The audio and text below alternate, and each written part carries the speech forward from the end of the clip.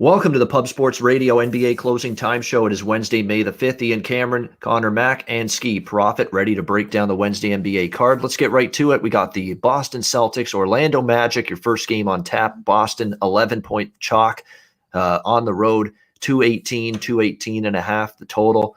In this one, the Orlando Magic certainly have had their issues of late. Of course, a very patchwork, very thin roster that they're working with on a nightly basis. Going to be trouble for them most nights. On the flip side, you've got the Boston, very erratic, not exactly a trustworthy by any stretch of the imagination, double-digit road favorite. So I'm not really interested in either of these two teams from a side perspective at this current price. The over is interesting to me, though, because as we've mentioned, we've seen Orlando kind of trend that way a little bit lately toward the over. The Celtics should be able to score the basketball pretty effectively tonight. On the flip side, Orlando defensively struggling. But like I said, with Orlando, they haven't completely been terrible at the defensive end of the basketball court, or offensive end, I should say. And I think they could probably chip into the scoring as well. So I'm not involved in the side, but am interested in over 218 here. What do you think, Skee, Celtics, and Magic?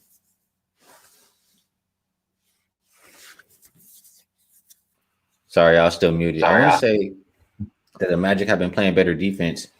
I look at their stats. That's what it tells me. But I know one game was just extremely low scoring versus the Grizzlies. So maybe not so much. And Boston, they haven't really been playing defense either. So I can understand where you're coming from as far as looking towards an over. I always have one every day. We have so many games every single day. But this is my least favorite game. So I'll just pass. Yeah, I kind of figured this could be the Skee Profit candidate for the least interested game from a betting standpoint on this card. I couldn't blame him. Conor, what do you think? Boston, Orlando? Yeah, this is right up there for me as well. And the Celtics, who have just not been consistent for me. This team is just up and down. While they haven't covered lately, they've done 6-2 against the spread, their last 8 on the road. But I don't trust them laying double digits, and I'm not going to here. I agree. The Celtics especially. Magic have started to trend over a little bit towards the end of the year. While in the beginning they were an under team, and Celtics have gone, 6 or 7 straight over. So, yeah, I'm with you guys. I'd lean the over a little bit here as well. All right, Portland, Cleveland. Portland, 12-point road favorites, 228 and a half, 229 the total. I mean, if you were on the Cleveland Cavaliers last night, it's one of the bad beats of the season. Worst bad beats of the season in the NBA against the Phoenix Suns. I mean, they give it their all. They spill their guts. And they end up just getting run out and blown out in overtime. Just brutal if you're on that Cavs side. And you got to wonder what's left in the tank here for Cleveland following that game against Phoenix. You got to be concerned. Is anybody rested? I know Garland is going to be out for the Cavs tonight. Looks like Sexton, Okoro, C.D. Osman, Kevin Love, and Jared Allen is what they'll be rolling with as their starting 5. Blazers, though, I mean, they've got some question marks, too, with Lillard and Powell. I think they're going to play. They're listed as game time decisions. I guess we'll have to wait and see on that. Latest update on Lillard is probable. So he's been upgraded with that left foot injury.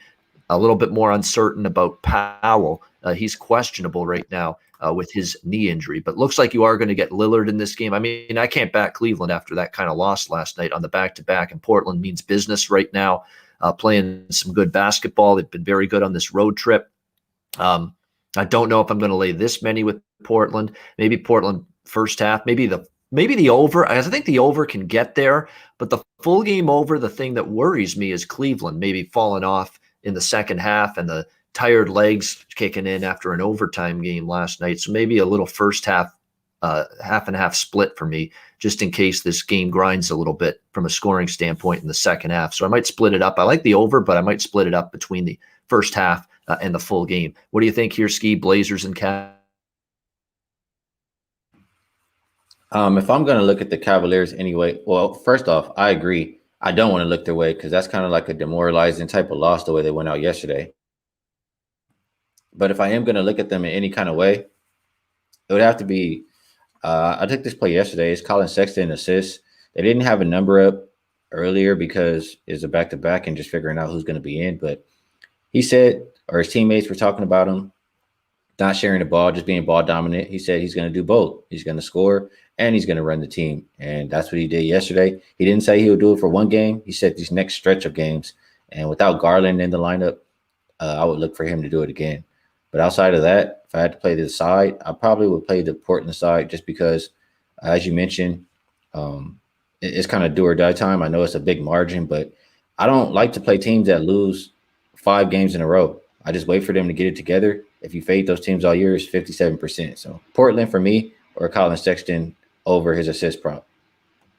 Yeah, you were very lucky to cash in riding that angle if you were against Cleveland last night. But the fact is, you still got the money, even if it was a little more than a little fortunate. That's the bottom line. You ended up cashing a ticket at the end of the day, even if it was brutal fashion if you had the other side last night in that Suns-Cavs game. Yes, another reminder, because we mentioned it, Conor and I, on the baseball show today. We've got our main Pub Sports radio channel back in operation again. So this show will be broadcast live, all the closing time shows, all the shows. Jimmy's Betting with the Bag show, the horse racing streams, the UFC live streams, all of those will be back on the main Pub Sports Radio YouTube channel. So make sure you're aware of that. We're moving all our main programming back to the main Pub Sports Radio YouTube channel, which is now back in business. Conor, what do you think? Portland, Cleveland here. Yeah, we're back. We're back to the main channel. In this one, I think you hit it right on there, Ian. You talked about I'd be on Portland maybe early here. We're getting this time of year where, man, these double-digit huge favorites like Portland at Cleveland. Cleveland's so bad. It's been hard to back Cleveland all year for me to want to take them. I'm not going to take them here. Blazers have been solid on the road, 4-1 in the last 5, and the Cavs have just been nothing, no good at home. They just can't cut it. They can't even cover at home. But like you start talking 12, I think I need like 15 here for maybe you start thinking of taking the Cavs in this one. But I like the first half look. If you like the Blazers, I'd only be on that NBA backdoor cover could always be a late kind of thing here, especially when the point spread's around 12, 13 area. So just be wary of that if you're going with the Blazers full game. All right, we have Memphis and Minnesota. Grizzlies 3.5-point road favorites here, 237.5 the total. I think we were all consensus the other night with Memphis against New York, liking the Knicks in that game in some form, and they got the job done against the Grizzlies. You would think on the surface this looks like a little bit of a cheap bargain with the better Memphis side, but boy, I'm still a little bit, hesitant right now.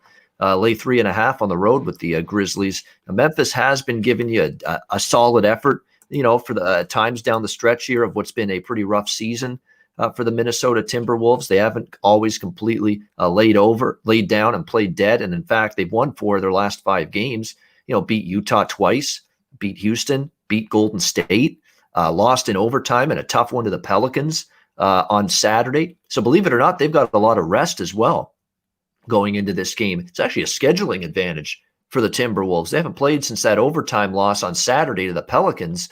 And meanwhile, the Grizzlies played the Knicks in between Minnesota's last game and this one taking place tonight. So I ain't on the Memphis side. It would be a lean for me a little bit to the T-Wolves here. Total high, but it's high for a reason. Should see points. Skee, what do you think? Memphis, Minnesota. I understand if you're going to look at it from a perspective of one team has a lot to play for and one team doesn't. The team being something to play for being the Memphis Grizzlies.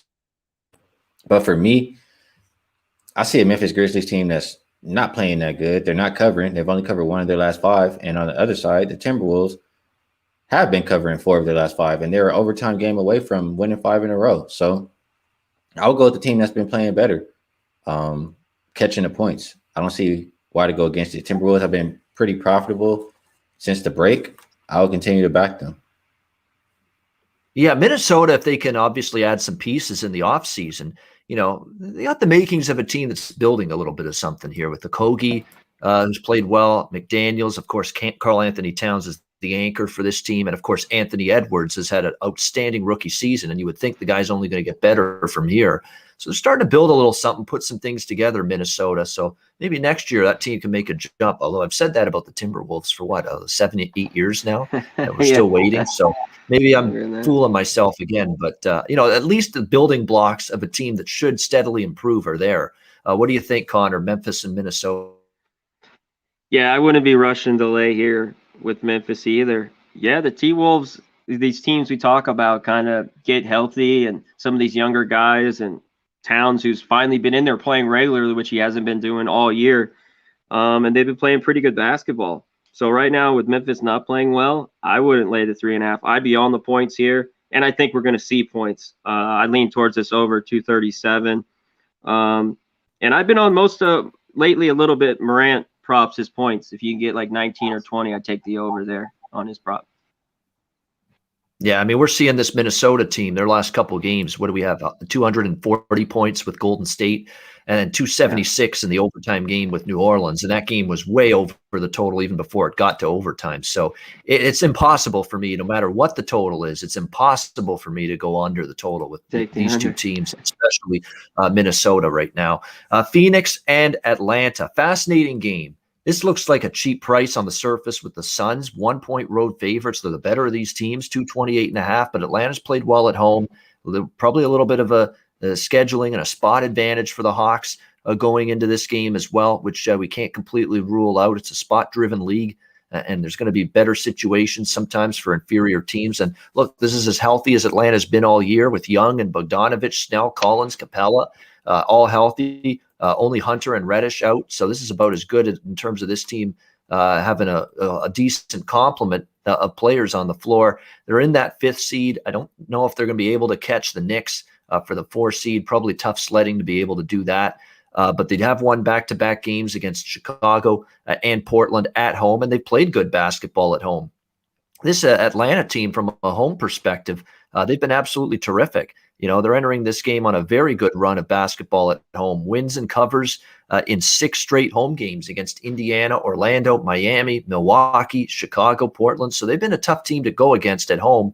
Phoenix Suns have won 5 in a row. You know, my feelings of this team are absolutely as high as it can be. I think they have every chance to compete for and win the West this year. I believe they can have playoff success. I know Chris Paul hasn't, but you got to wipe the slate clean sometimes. This is a different situation, different team. I think it's a good team around him. I think they've got the pieces to win playoff series this year. The defense, wait till they get Crowder back in the playoffs. That guy just shows up and plays his best in the postseason.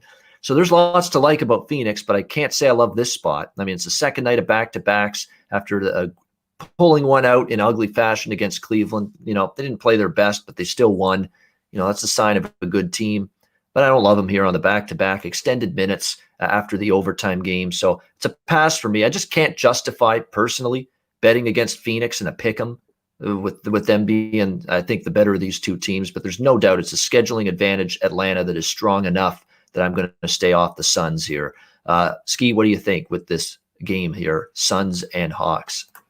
I have a lot of thoughts about this game. First, I want to say you've been a person who you've had a pretty good read on this Phoenix Suns team.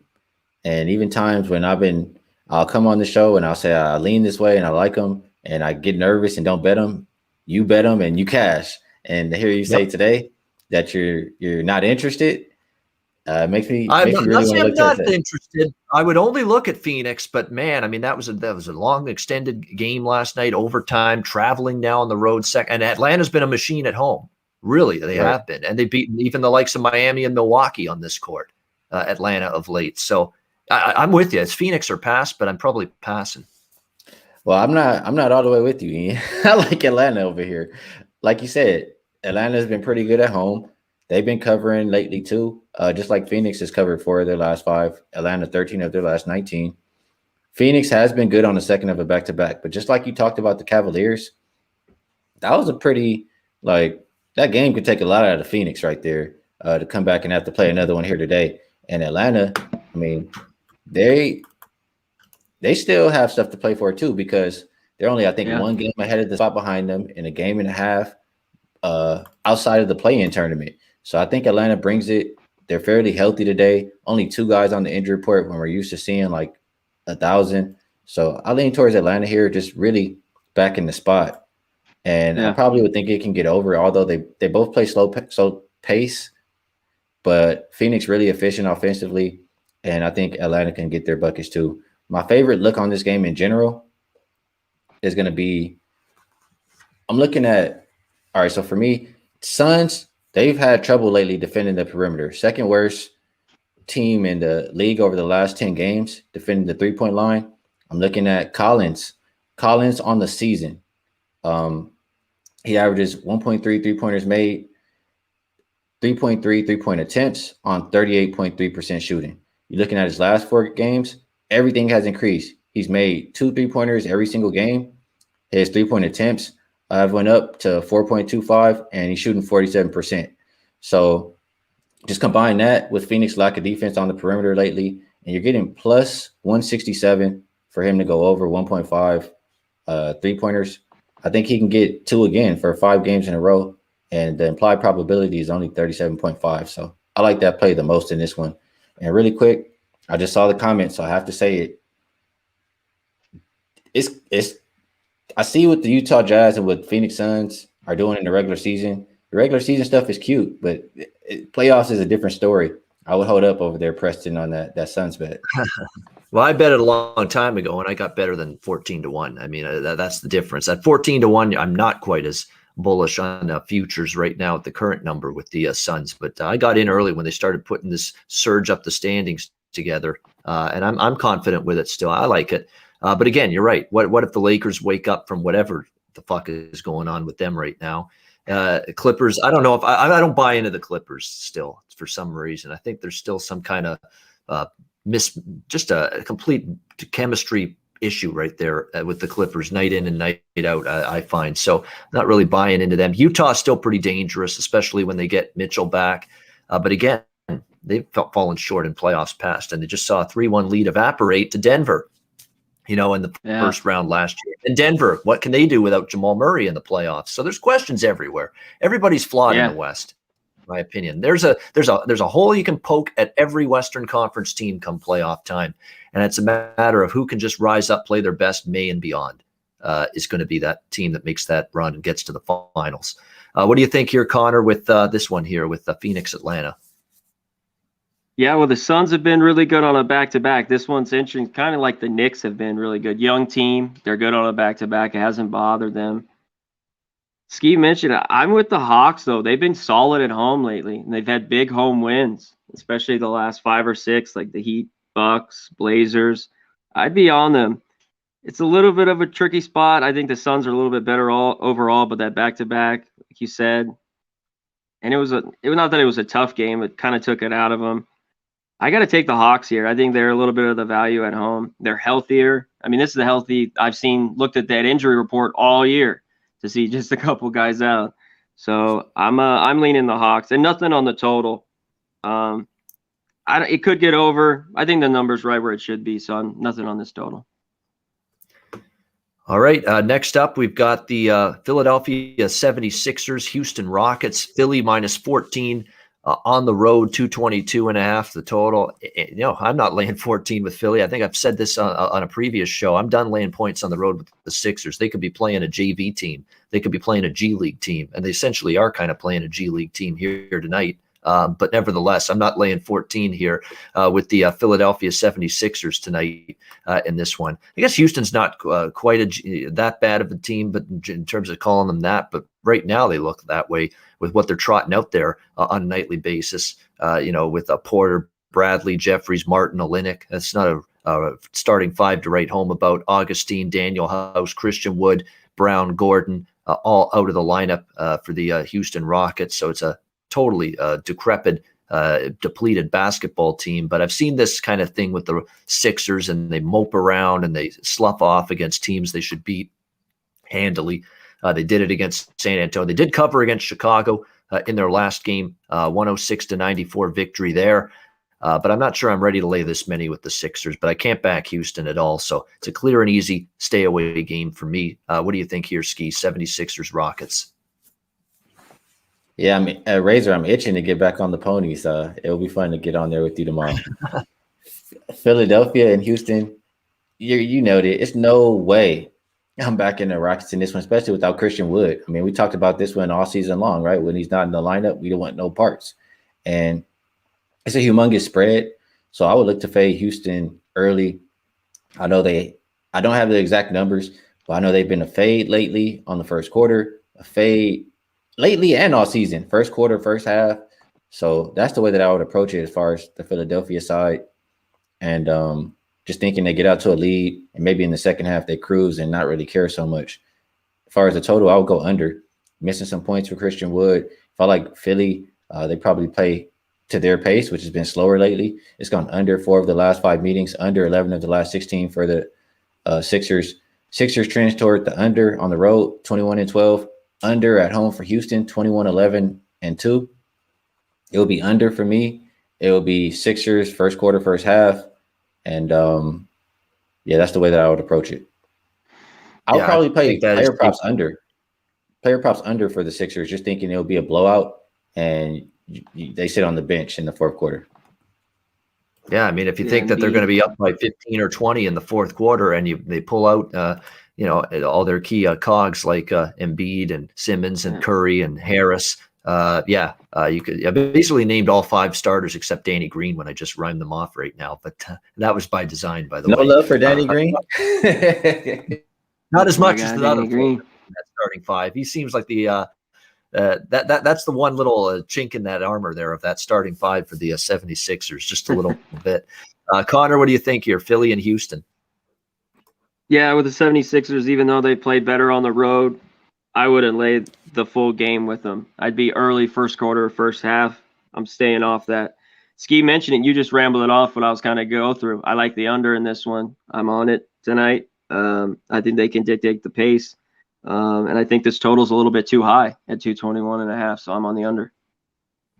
All right, next game on the slate here we have, as we continue on down the card, Sacramento, Indiana. Indiana 6.5-point favorites here at home, 239.5 the total. There's just no way I'm laying 6.5 with the Pacers right now. There's some really, really ugly things. Not only are they falling out of the playoff picture right now at this point, Indiana, but there's already rumblings Nate Bjorkgren's job is at stake here. And he's a first-year head coach, and they're thinking of pulling the plug, pulling the chute on this guy already as head coach of the Pacers. So it tells you things are going in a really, really bad direction for the Pacers. I was able to cash a ticket against them the other night with Washington, -4 against them, and the Wizards took care of business against the Pacers. I felt that number was a little short. It turned out to be that way. They're still without Miles Turner, among others on this team, and they've got Malcolm Brogdon, a game-time decision.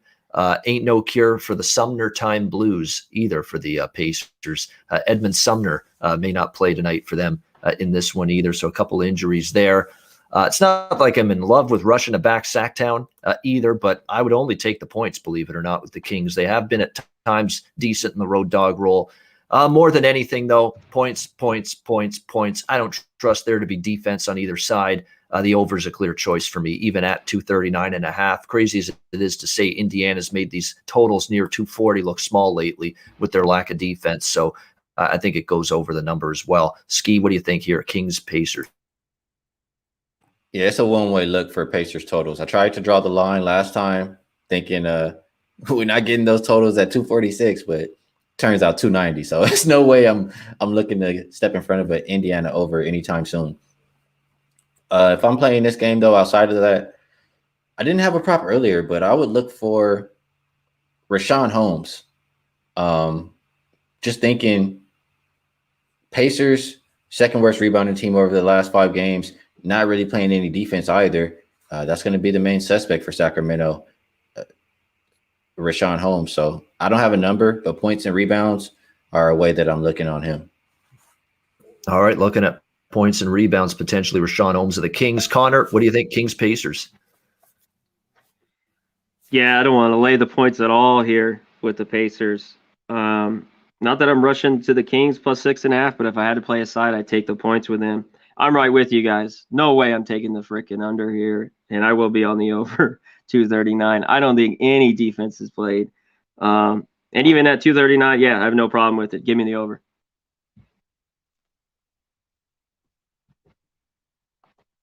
Mute it, Ian. Yeah, and you could say the same. Yeah, you could say the same thing about this next game too. Washington and Milwaukee. Tough to take unders right now with these two as well. We've got Milwaukee 4.5 point home favorites here, 242 the total in this game. We've already seen some movement down on this game from 7 to 4. Will there be anybody rested here for Milwaukee? As of right now, no. Only Jeff Teague is a game time decision right now for the Bucks. Holiday, DiVincenzo, Middleton, Giannis, and Brook Lopez expected as of right now to suit up unless things change. And you never know. You could have the old whammy pulled on you about an hour before tip-off with this Milwaukee team. So keep an eye on that. Washington, on the other hand, Hachimura is out for sure. Other than that, they've got everybody else there. Len, Davis Bertans, Bradley Beal, Raul Neto, and Russ Westbrook all playing tonight. Washington playing like a house of fire right now, wanting to clinch this playoff spot. They do have, this is a huge game for Milwaukee, or for Washington, I should say, taking on Milwaukee, but they actually take on Toronto their next game, and they could essentially eliminate the Raptors if the Raptors aren't out already, if they beat the Raptors head-to-head. So that's a big one as well. But I agree with the movement down in the number. I mean, Washington's a hard team to say, hey, yeah, bet against the Washington Wizards right now. It just doesn't seem like something I'm really wanting to do. So I understand the money and the support for Washington and the money coming in on them, driving this down from Milwaukee -7 to -4.5. I agree with the move. I like the Wizards plus the points. Skee, what do you think, Wizards and Bucks? I feel a couple of different ways. In general, I feel like I wanted to take the Wizards at first. They play good versus competition. They've been solid as a road dog. They've been winning games lately. They're making that push. But I don't know. I feel like everybody's betting the Wizards, and just seeing the bet down so much, it makes me not love it. Queasy feelings, yes. So if I was going to approach this one, I probably would do it from a total perspective and go over. Hachimura out, maybe less defense, and we know the pace is going to be there for both teams. Washington maybe regressing a little bit defensively. I know Milwaukee's not great defending the perimeter. Plenty of guys who can shoot the three for Washington. And I would like to focus on one of them, but I'm not going to look at his three-point props. I like Bertans. The reason I don't want his three-point prop is because the number for threes was 3.5, and the number for points is 10.5. So if he goes over the three-point prop, he goes over his points prop. And so I'll just take the points. Maybe he gets a layup, maybe he gets a couple free throws, and just with Milwaukee being that terrible defending the three, I'll take my shot for him to get over 10.5 points. All right, liking that as a player prop. And it's not a great Milwaukee spot either. They just had two pretty massive wins back-to-back against the Brooklyn Nets as well, in the chase for the top seeds in the East there. So, it's huge wins for them. It's a little bit of a dubious, tricky spot now for them tonight, taking on this Washington team. Two very much anticipated, heavily hyped games with Durant and company against Giannis, and the Bucks won both of those. So that's a dubious spot for them. And the Wizards, I mean, all these numbers point to, like, if you're into the recent trends and the ATS numbers, it's all Washington. All signs point to Washington here, because the Wizards are 5-0 ATS, last 5 on the road, 14-3 against the number, their last 17. They've been good in the underdog role. 6 of their last 7 as dogs they've been cashing in. So all of those ATS trends are on the Wizards side here in this one as well. What do you think here, Conor, with the Washington Wizards and Milwaukee Bucks? Yeah, shout out to Doug. Love the Russ and Beal. They've been, load up on them. They've been just killing it lately. If you've been betting their props, their points, rebound, assists, everything. That's definitely a way to look. Yeah, everyone's on the Wizards here, because I think this was the spot that's just dropped. You got to think after the Bucks win both those 2 massive games, especially yesterday. And like Skee mentioned, the Wizards play up against these teams. So I want to take them. I want more than 4. I still lean them a little bit with the points, but it looks like everyone's going to play for the Bucks, so they're up for it. Maybe they want to win out, maybe get the number 1 seed. Not that it matters; they always lose in the playoffs. It's fucking bums. But and I look towards the over with you guys. I'd still, even at this number, I don't know if I'm going to take it, but I lean over this 242. Yeah, I mean, Washington against Class A teams. Dallas, they lost by 1. They've beaten the Lakers. They've they beat Golden State. I remember they beat Utah not once but twice earlier this season. So they stepped up well in class against good teams. They seem to get fired up, and you get the absolute best out of Russ and Beal in particular in these games. So I understand the money coming in on Washington. It's now a question of value, right? Do you want to step in at 4.5 when you could have had 7 earlier today? That ends up being the big question. San Antonio and Utah. Utah 6.5 point home favorites here, 218.5 the total. These teams have played each other a lot lately. Not in a hurry right now to lay 6.5 with Utah. I think I've been pretty much in that boat with them, especially with Conley and Mitchell out. It's difficult to get to the window to lay points with the Jazz, despite that gaudy home record.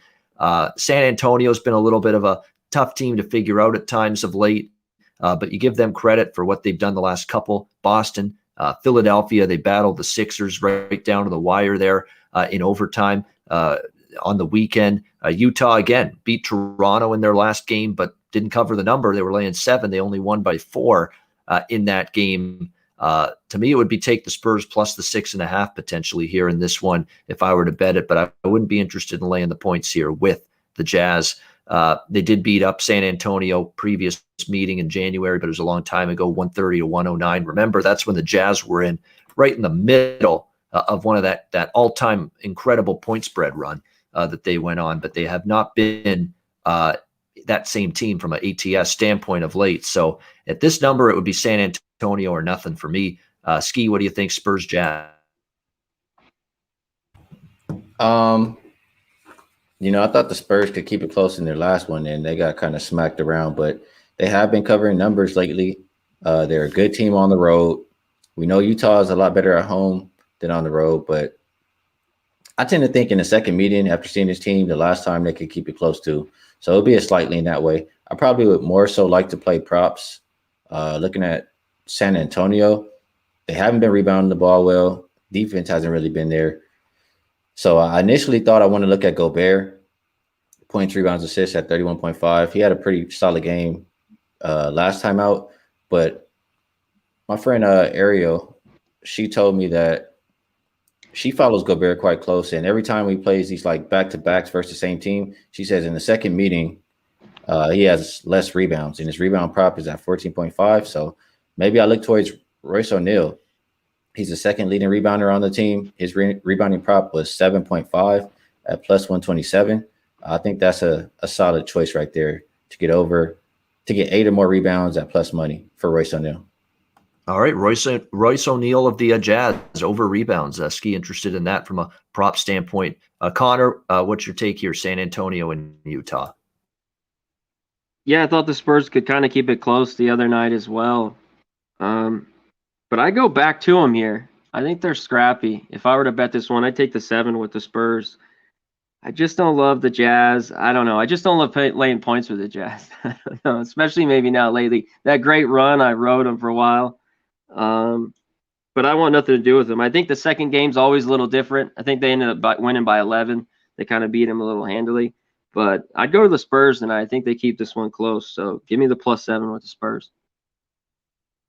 All right, final game is the New York Knicks and the Denver Nuggets. Denver 4-point home favorites, 215.5 the total. It's an absolute national media love-in right now with the New York Knicks. There's no question about it. I mean, they're being talked about on all the talk shows during the day. You're seeing Tom Thibodeau get interviewed yesterday on The Jump on ESPN with Rachel Nichols and with one of his former players way back when he was assistant coach under Doc Rivers with the Celtics, Kendrick Perkins. Perkins played with under Thibodeau, and he was an assistant for Doc many years ago with the Celtics. And they're just yakking it up back and forth. It's just a love in. And when I see, as much as like we've all been just the cash cow on this Knicks team for all of us, for us three, for a lot of you guys in the chat. I mean, a lot of us have been on the Knicks lately, but it's got that feel to it now. The media is just absolutely gushing over this team. This is where they fall flat and lay a stinker. It's got that feel to it. As soon as a team that's starting to get attention and starting to read their press clippings a little bit, if there's ever a spot that could happen, maybe it's tonight for the Knicks. But nevertheless, you absolutely know that's not enough for me to not want to take them here. When they've been this good for this long, they've been outstanding as dogs. They've stepped up in class and played good teams tough lately as well. We know Randall, Barrett, and company have been magnificent. They're playing incredible defense. As much as I wasn't a fan of the Thibodeau, I'll be honest, sometimes you get it wrong. I was not a fan of the Thibodeau hire. I didn't think I thought he was an old relic that couldn't, get things to click with the way the NBA game has evolved in recent years, but he's done that. He's allowed them to be free, fluid offensively, and yet still maintain that stingy, strong defensive principles that he stands for, for all these years. And it's worked perfectly. The players have responded to him well. and he's coached it well, extremely well here. So this is a tricky one, though. Like I say, this is a little bit tougher. I'm going to be on New York again, but there's that feeling in the pit of my gut that, look, the media is just kissing their ass now everywhere you hear, everywhere you read, everywhere you see basketball shows on television. You worry that the press clippings, they start reading them a little bit, and you do have Denver off a loss to the Clippers, to the Lakers, I should say, as well, 93-89. They didn't fare well against a Laker team that's really been struggling, and you would think they're going to be wanting to bounce back strong here. So that does worry me a little, but nevertheless, I'm going to come right back to the Knicks one more time here at +4 in this game. Skee, what do you think here? Knicks taking on the Nuggets.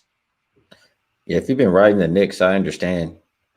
You don't hop off when you've been riding a streak like this, 15 out of the last 16 games.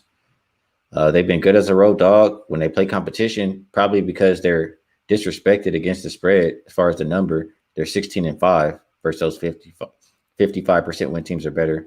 But I don't know, something just feels a little bit off in this game. I know you're not going to have Robinson, and you might not have Noel. Jokic could have a pretty solid day today, so I might look towards him on some props, whether it's points, rebounds, assists, whatever.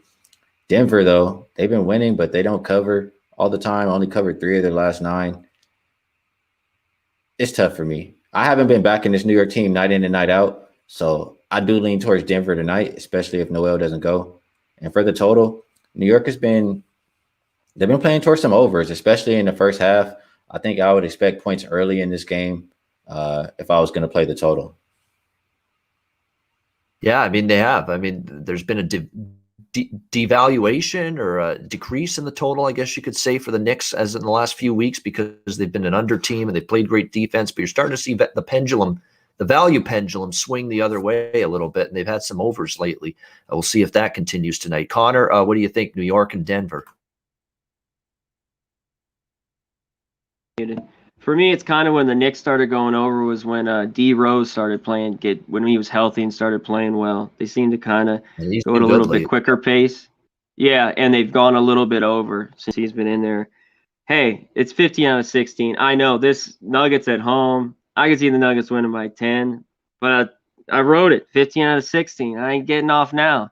So give me the Knicks and the points. One thing when they've been on the road and even against top competition, against the Nuggets, they play tough. They haven't really got blown out. You know what I mean? They've lost really tight games. Just looking through their schedule right now. So even if they could keep this close, I want the 4 points instead of late, especially with the Nuggets lately. They've been a little bit, good and bad one game. They look good. They just haven't been consistent lately since the Murray injury. So give me the Knicks again. Give me the 4. It could slap me right in the face, but we'll see. Like Dutch said, Nuggets could smack them, and it could be true. But give me the Knicks again, +4, baby. Yeah, and I understand that. I think now this is not. If you rewind the season back to November, December, there is no way in this matchup Denver is -4 at home against New York. Come on, there's no way, absolutely no way. So I understand all of that, but we also have to acknowledge how far the Knicks have come this season, and I think what they've done is not a fluke. I think they've done it long enough where it's not a fluke. Is there going to be regression at some point tonight and beyond and in the future? Perhaps. Are they going to be ready to face the playoff pressures? Skee said it earlier with the Suns and just in general about the playoffs being a totally different animal. That you could say that about the Knicks too. Are they ready for the playoffs when they get here? Even in the first round, they're going to have a difficult matchup, tough matchup with Atlanta. I know Atlanta is a team they're capable of beating, but Atlanta's playing pretty good right now themselves as well. So that's a good challenge. And again, playoffs for a lot of these guys for the first time in their careers. So let's see how they handle it once the postseason rolls around. But no doubt, we'll give the Knicks credit for what's been an unbelievable run, especially the last couple months. Great analysis as always, Skee and Connor on the NBA card.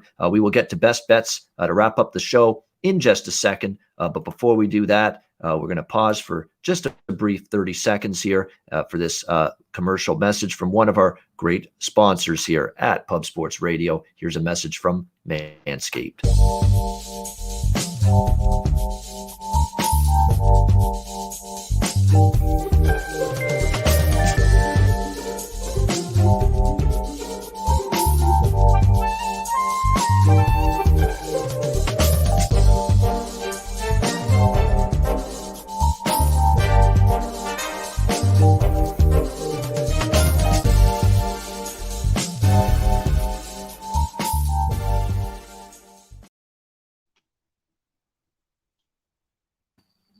All right, there it is. Manscaped promo code Pub Sports. Check them out, as well as mybookie.ag promo code Pub Sports. Use Bitcoin accepted deposit currency there at mybookie.ag. Use them as well.